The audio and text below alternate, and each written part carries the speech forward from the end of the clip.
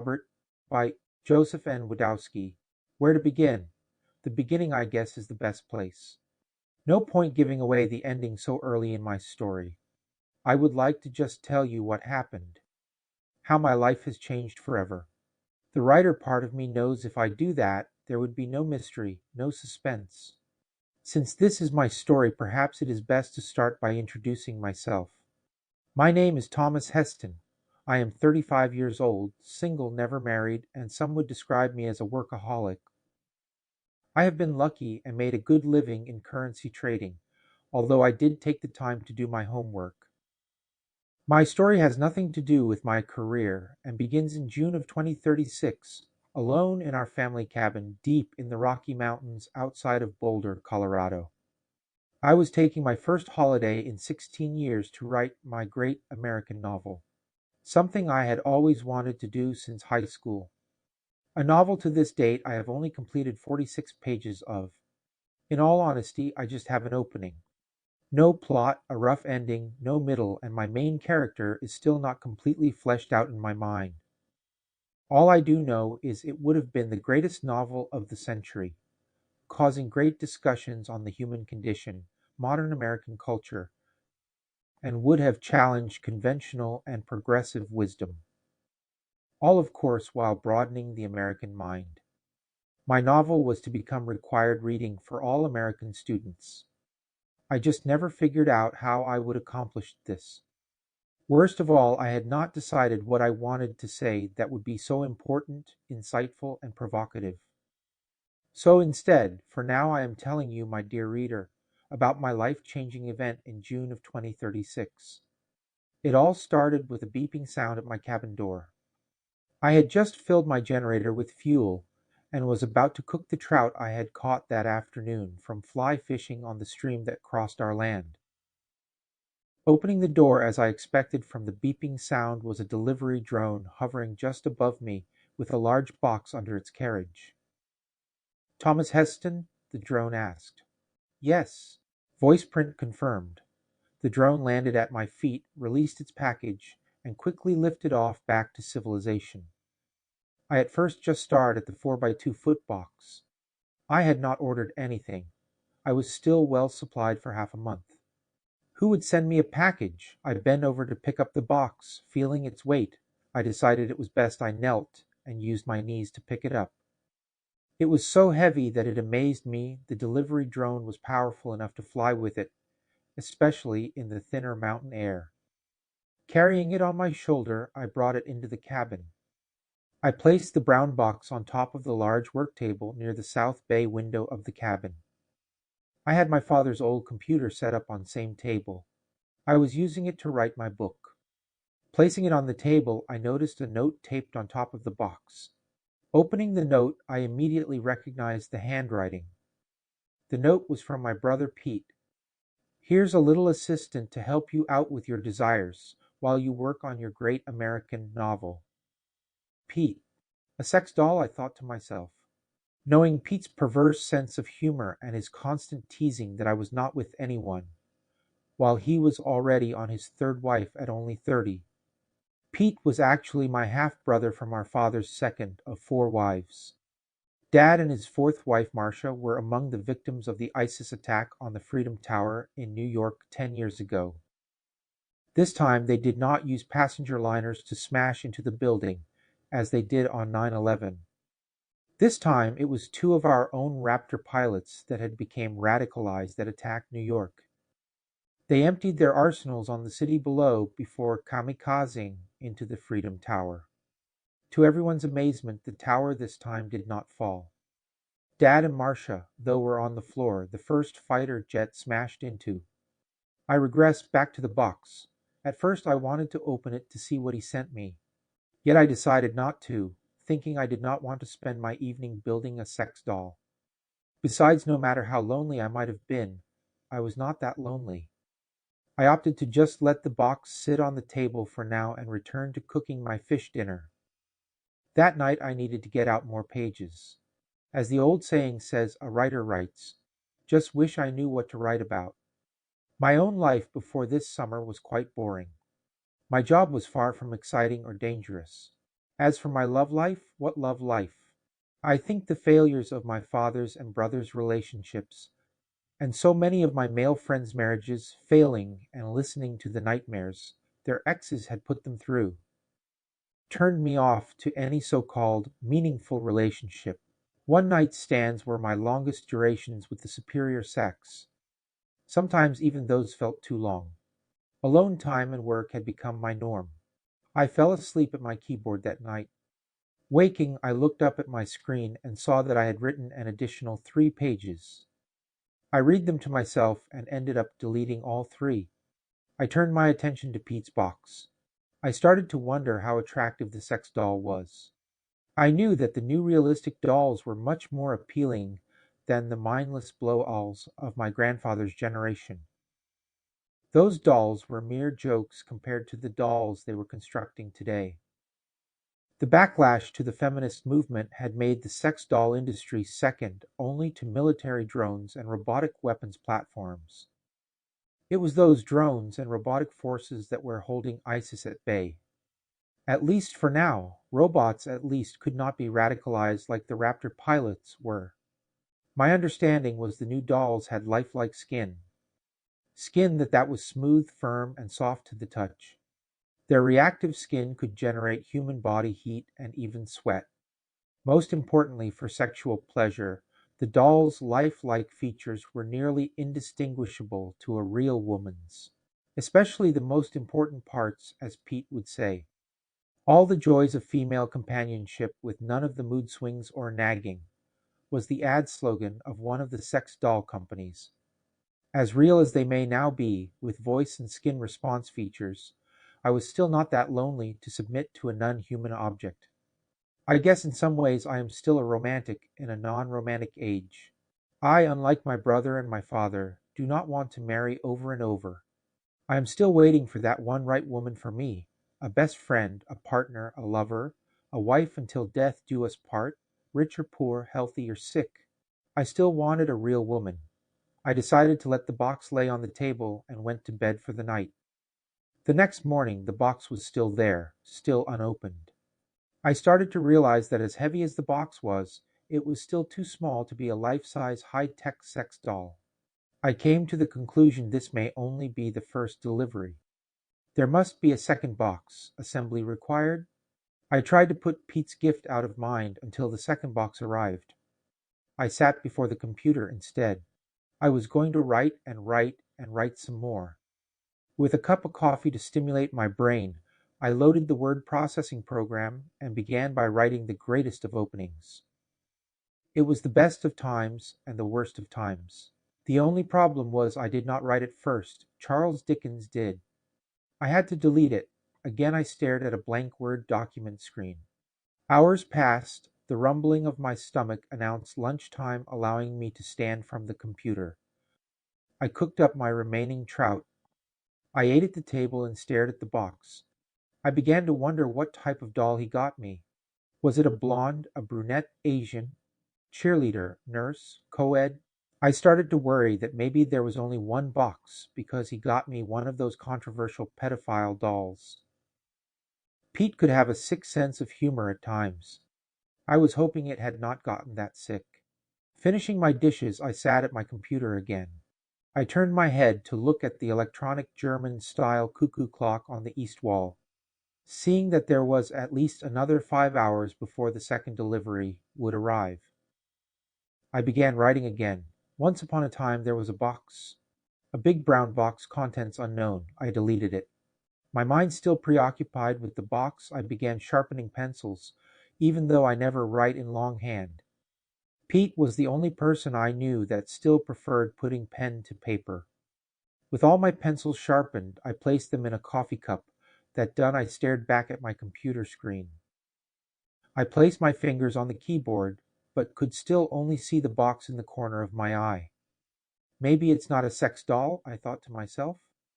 Maybe it's... I really had no idea what else it could have been. An incomplete sex doll was still my best guess. There had to be a second box. The hours dragged until it was time for the delivery drone to drop off the second package. Oddly, an hour passed and there was no beeping at my door. Delivery drones were famous for their punctuality.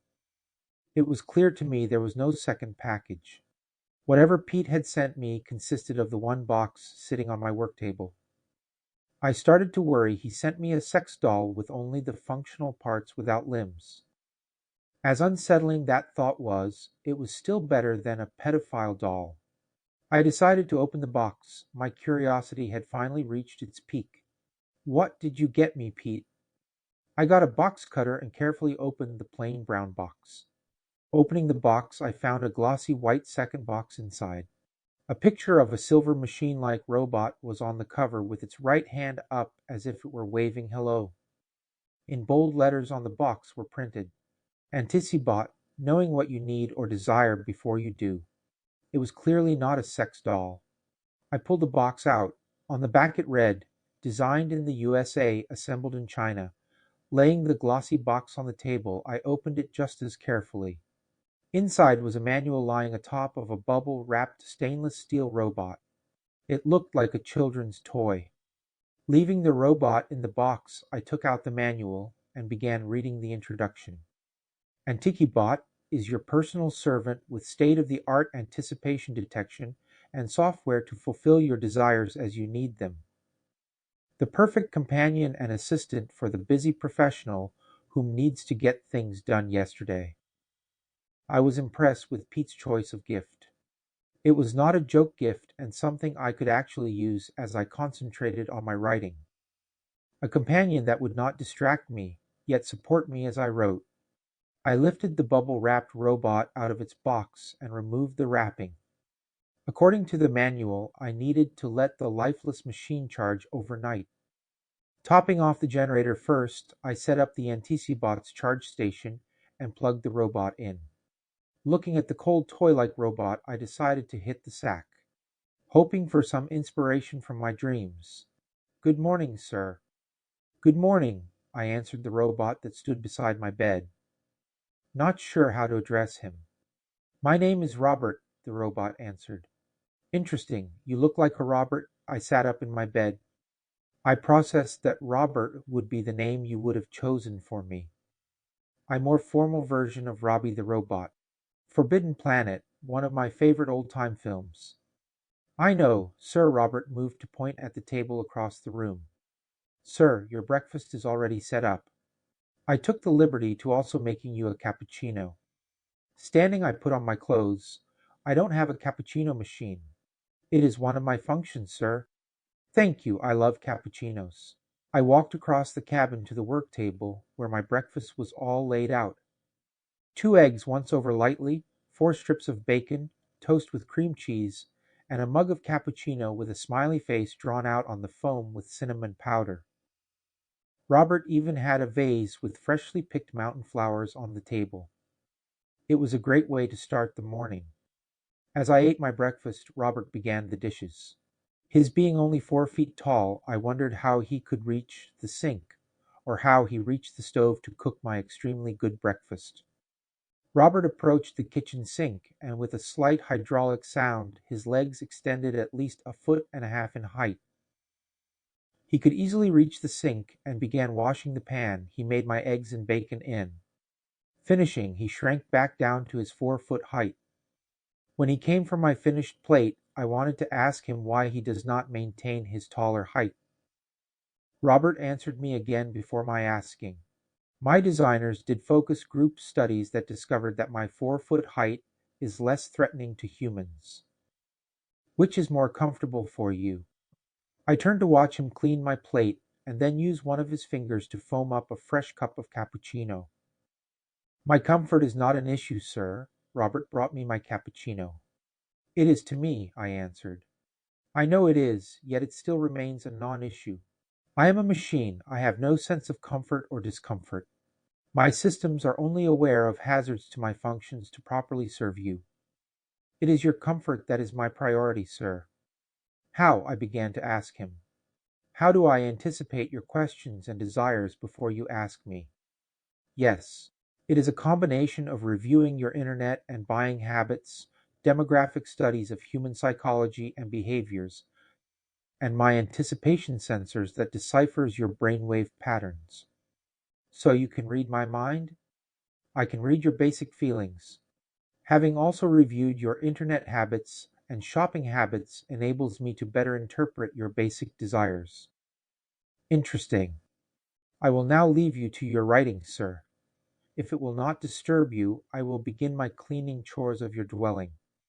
Robert turned around, picked up the broom in the corner of the cabin, and began sweeping, which I had not done since arriving 3 days ago.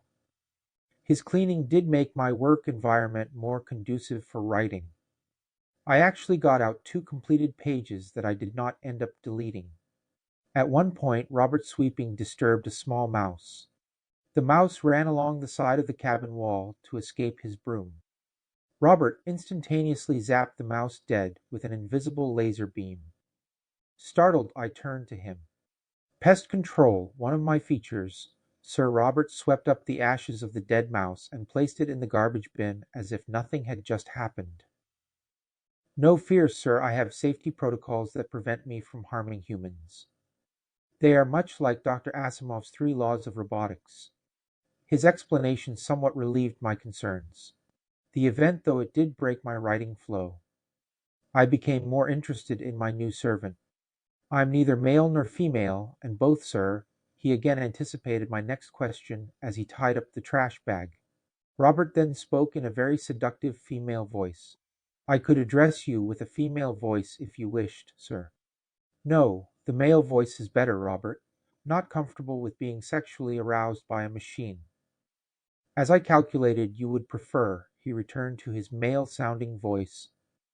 He finished up his cleaning by taking out the trash with the ashes of the deceased mouse.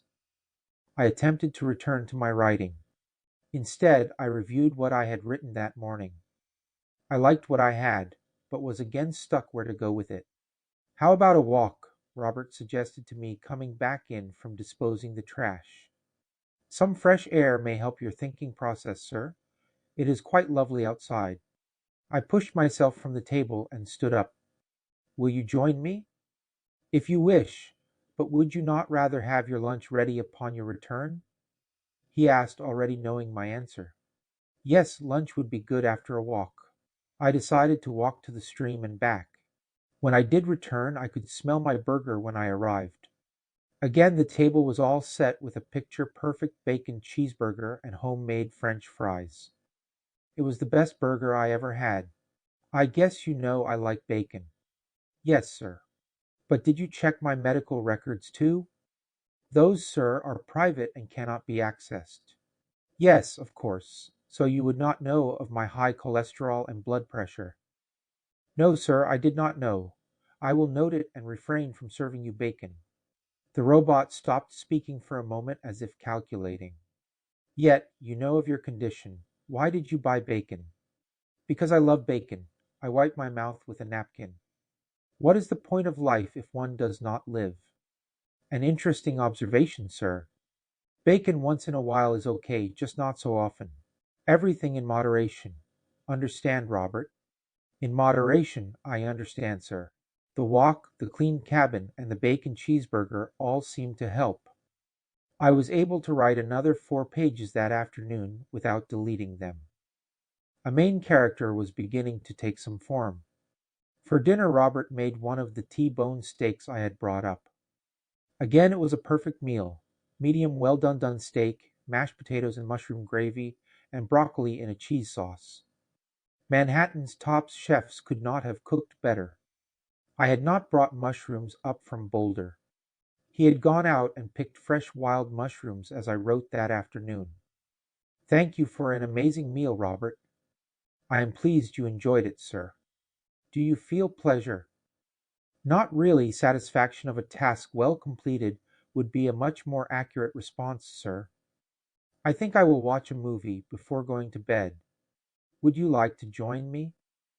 I should plug in for the night, sir, so I can have your breakfast ready when you wake.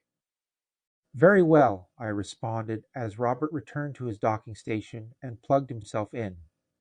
Like shutting off a switch, he became as lifeless as when I found him in his box yesterday. After watching the news on the old computer and a movie I streamed, I decided to call it a night.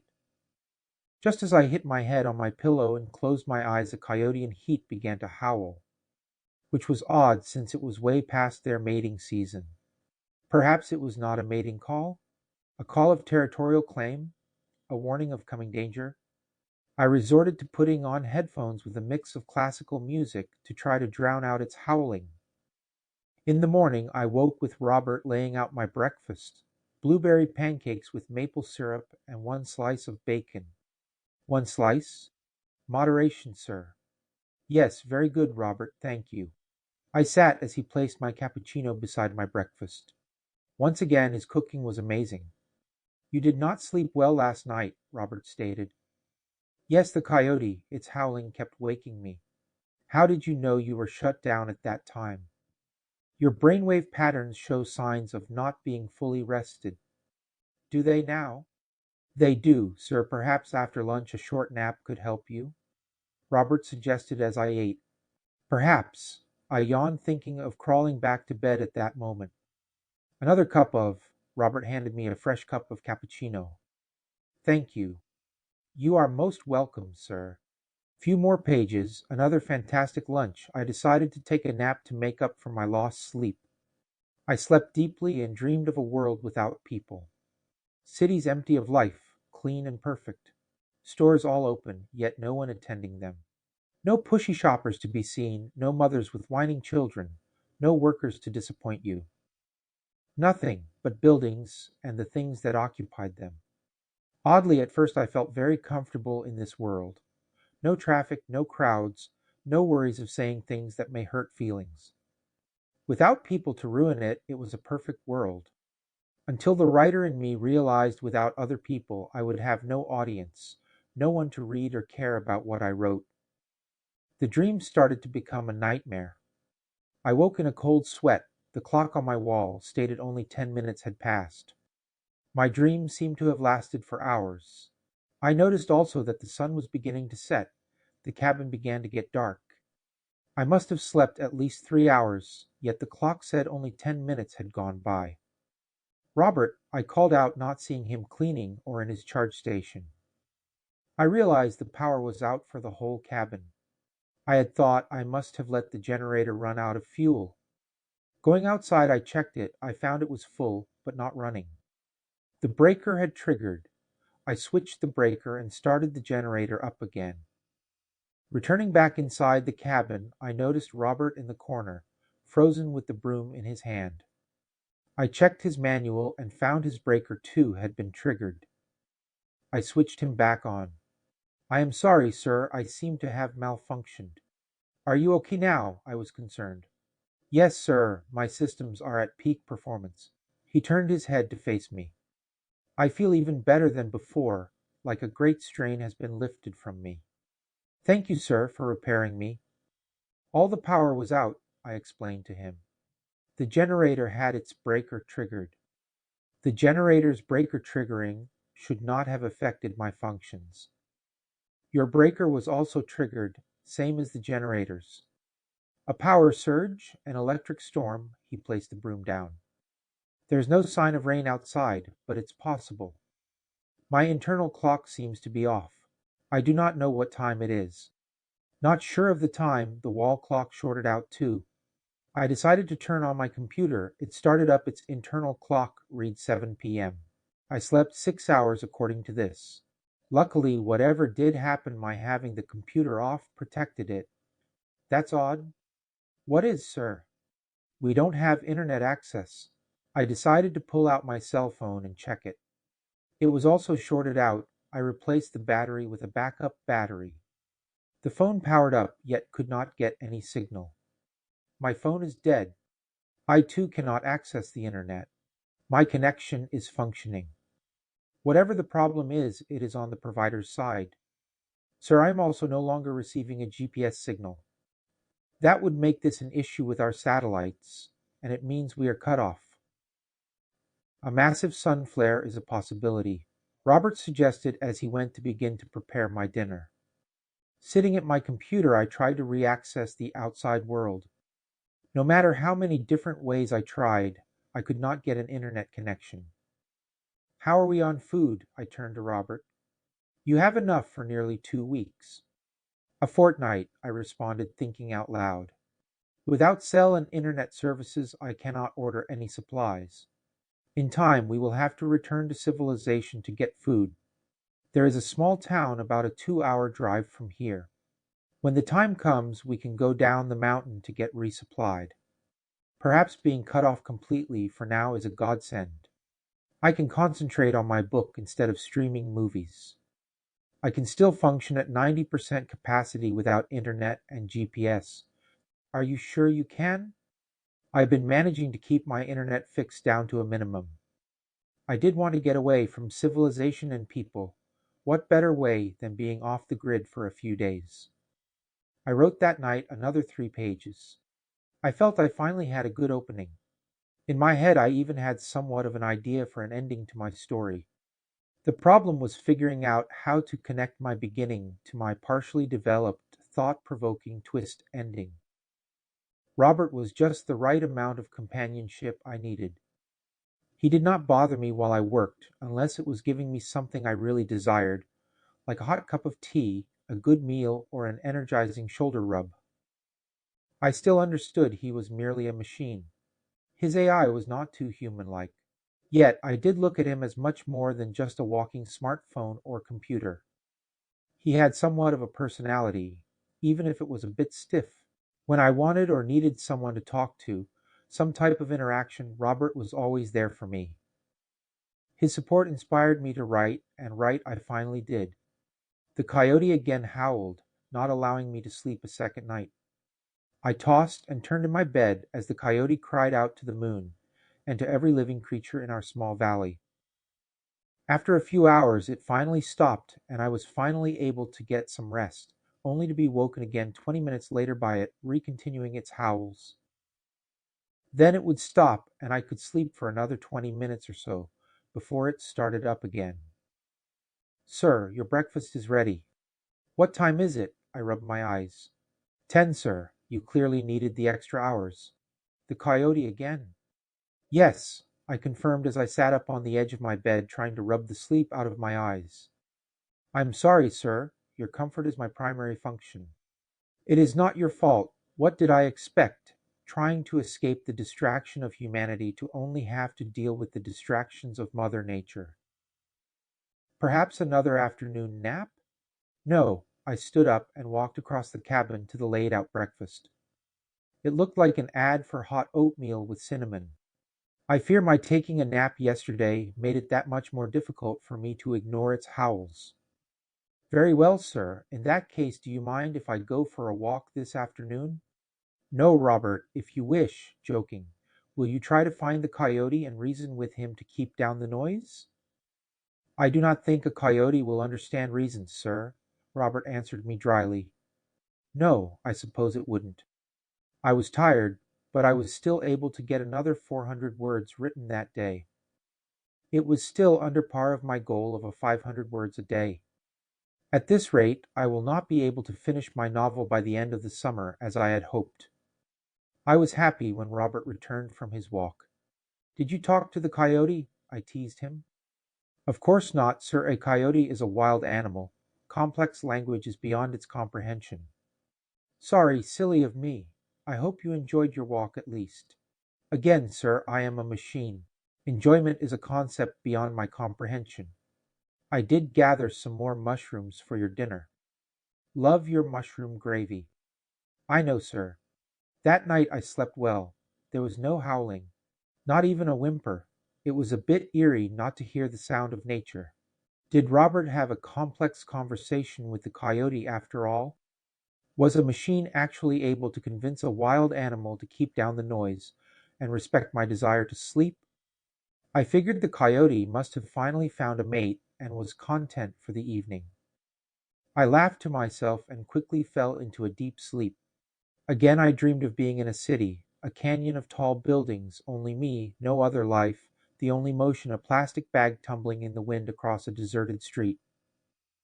For the next week and half I was able to keep up my writing. Being completely off the grid was helping. I was writing between 500 to 1,000 words a day.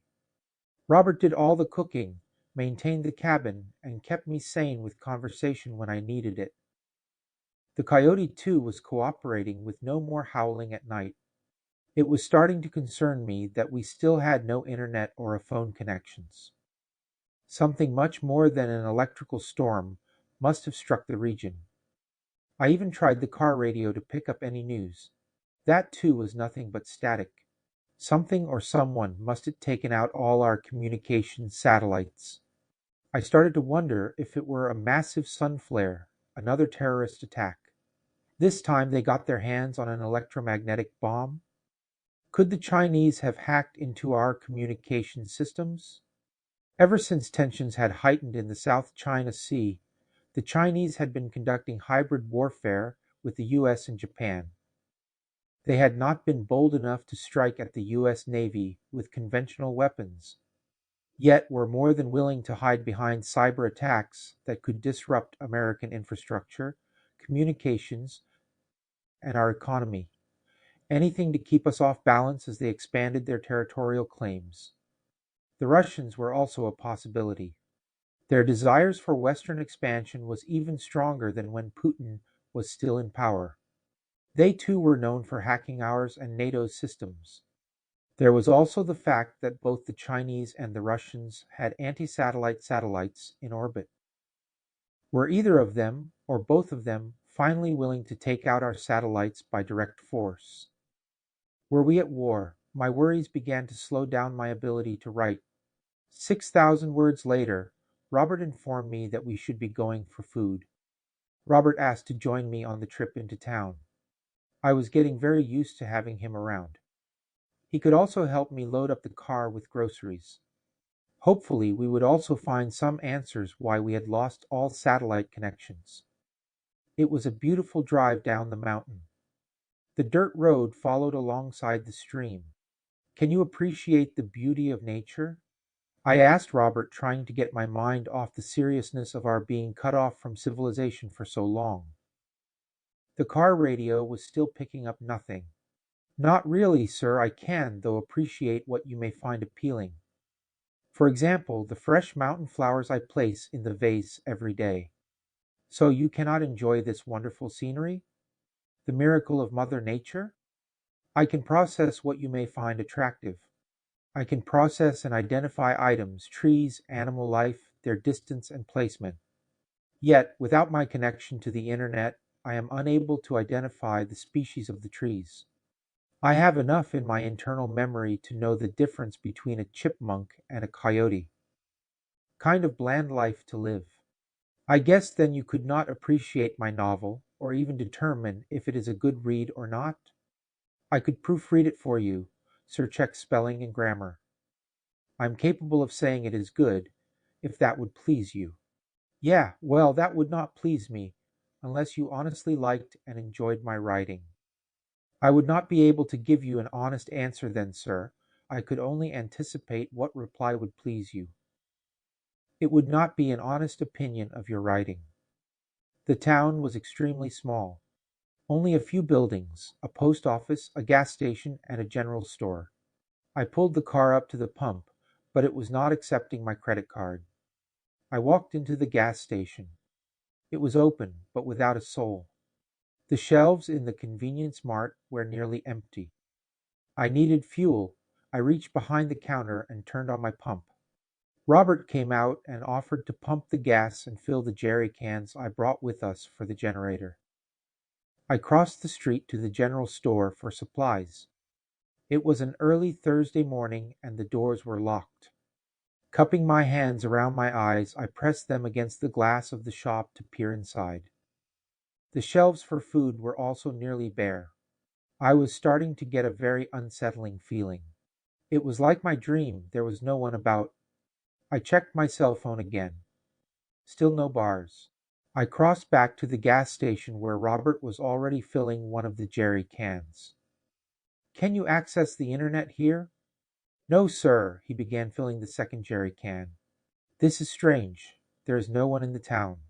I decided to yell out, "Hello! Anyone here?" I listened for a response. Nothing. You need food, sir, Robert reminded me. The shelves are bare of food in both stores. I think we will have to continue to the next town. Perhaps they all went to some festival or camping trip. I tried to give a positive explanation. I noted there are no vehicles in the town, too. Robert screwed the lid back on the last gas container. Yeah, you are right. I had not noticed that before. They must have gone somewhere, but in a hurry. The gas station was left open and unlocked. The next town is Boulder. We should find people and supplies there. Reaching the main highway, it was empty of traffic in both directions. As I drove down between the high valley walls, we approached Boulder. Abandoned and burnt out cars appeared off the road. I did not see any people, but did spot powered down Antici bots alongside the vehicles or within them. Coming out of the valley, I could see the city ahead.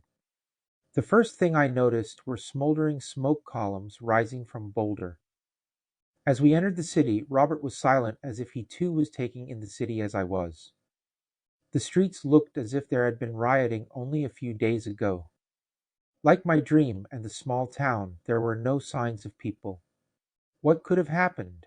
A chemical attack? A neutron bomb? Still no signal on my phone. My car radio was still picking up only static. Could a sun flare have caused so much damage? I drove to the downtown area. The road was filled with hundreds, perhaps even 1,000 Antici bots. All seemed to be powered down. I stopped the car and turned to Robert. A haunting realization came over me. Yes, sir, I killed the coyote, Robert answered my unspoken question. Why? Because you desired it. It was annoying you, and it was preventing you from sleeping. I then realized that the electronic attack or massive sun flare that had knocked out the power and knocked out all communications had also somehow knocked out any safety protocols the Anticibots had. They had acted on our deepest desires.